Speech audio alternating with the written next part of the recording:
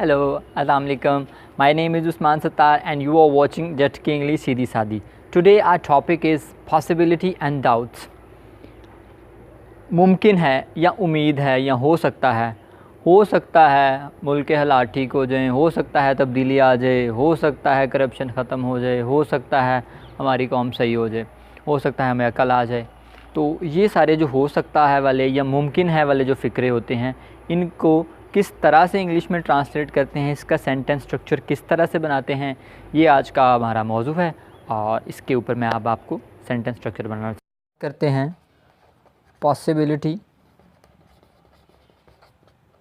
And doubts, इम्कान या खदशा। इसके अंदर जो अल्फाज इस्तेमाल होंगे वो हैं हो सकता है या फिर इस्तेमाल होंगे मुमकिन है। इसके दो ज़माने होंगे, एक होगा ऑरिस्ट और एक होगा प्रेजेंट परफेक्ट। ऑरिस्ट एक ऐसा ज़माना होता है जिसमें निशानदही नहीं होती कि किस ज़माने की बात है।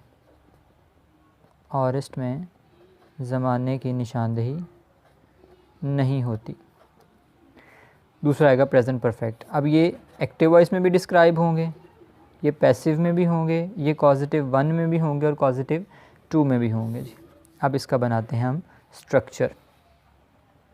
हो सकता है मैं खाना पकाऊं।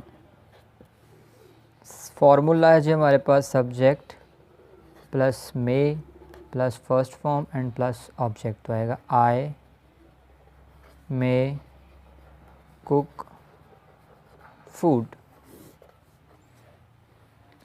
अगला है जी हो सकता है बिल्ली दूध पी गई हो।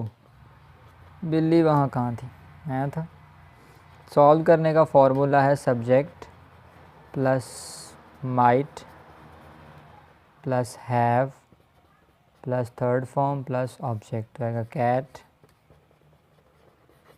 Might have drunk milk. ये थे जी एक्टिव वॉइस के फ़िक्रे। अब हम इन्हीं चीज़ों को पैसिव वॉइस के अंदर हम करते हैं जी।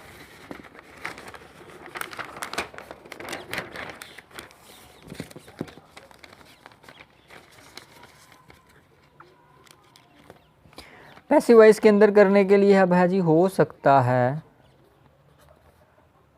ख़त लिखा जाए।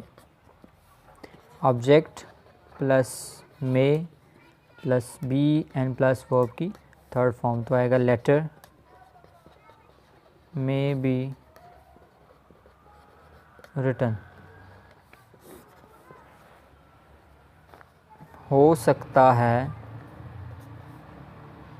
ख़त लिख लिया गया हो। Object plus might plus have plus been and plus verb की थर्ड फॉर्म। तो आएगा letter might have been and written. ठीक है जी। अब इन सब फिक्रों की आपने प्रैक्टिस करनी है। Thank you.